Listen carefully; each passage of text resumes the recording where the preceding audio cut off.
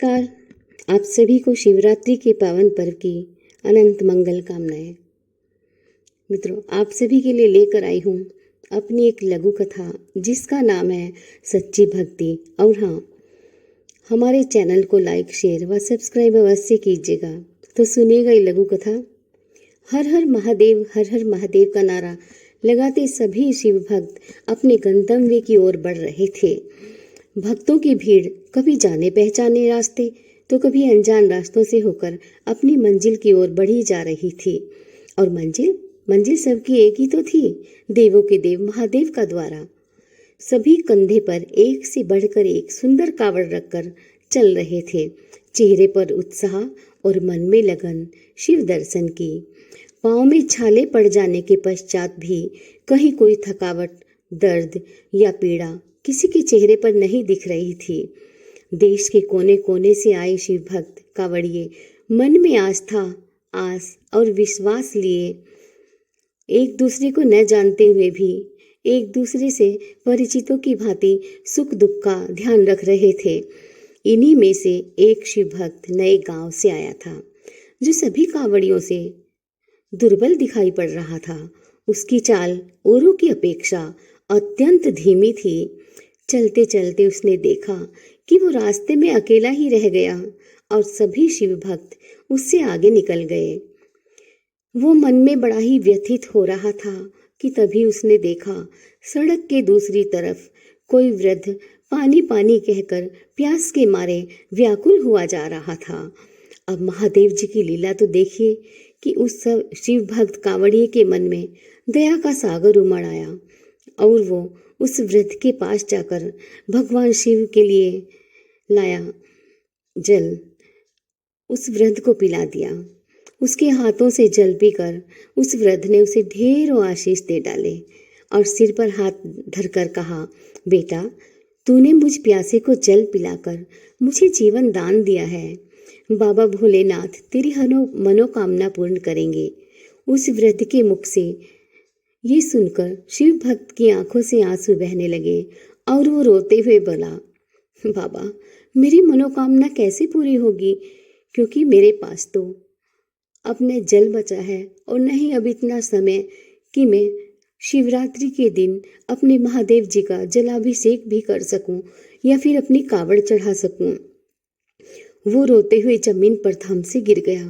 तभी देवों के देव महादेव ने अपने साक्षात रूप में आकर अपने उस भक्त को जमीन से उठाकर कहा, उठो वत्स, तुम्हारा कावड़ और जलाभिषेक तो सबसे पहले ही पूर्ण हो गया। पर चल रहे थे, चेहरे पर उत्साह और मन में लगन शिव दर्शन की। पाँव में छाले पड़ जाने के पश्चात भी कहीं कोई थकावट, दर्द या पीड़ा किसी के चेहरे पर नहीं दिख रही थी।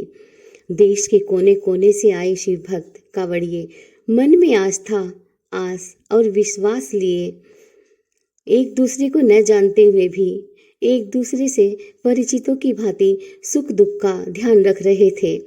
इन्हीं में से एक शिव भक्त नए गांव से आया था, जो सभी कांवड़ियों से दुर्बल दिखाई पड़ रहा था। उसकी चाल औरों की अपेक्षा अत्यंत धीमी थी। चलते चलते उसने देखा कि वो रास्ते में अकेला ही रह गया और सभी शिव भक्त उससे आगे निकल गए। वो मन में बड़ा ही व्यथित हो रहा था कि तभी उसने देखा सड़क के दूसरी तरफ कोई वृद्ध पानी पानी कहकर प्यास के मारे व्याकुल हुआ जा रहा था। अब महादेव जी की लीला तो देखिए कि उस सब शिव भक्त कांवड़िए के मन में दया का सागर उमड़ आया और वो उस वृद्ध के पास जाकर भगवान शिव के लिए लाया जल उस वृद्ध को पिला दिया।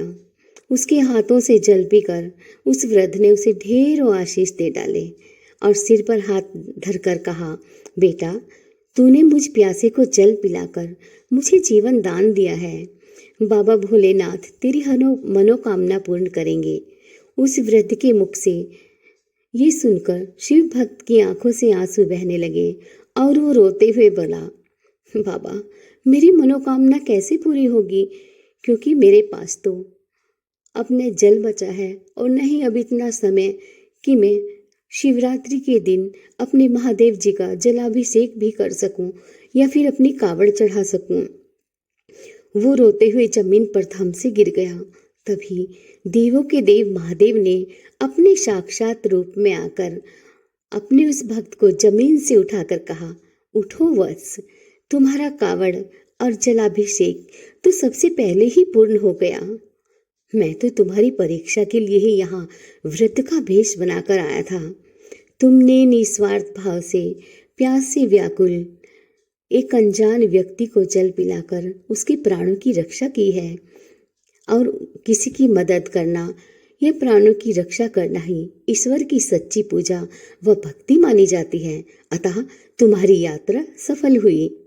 हम तुमसे अति प्रसन्न हुए। तुम्हारे जैसे भक्त हमें अत्यधिक प्रिय हैं, जो स्वयं परेशानियों में होते हुए भी दूसरों की मदद करते हैं। हम तुम्हें वरदान देते हैं कि तुम अपने परिवार सहित सदैव प्रसन्न रहोगे। कहकर भोलेनाथ अंतर ध्यान हो गए।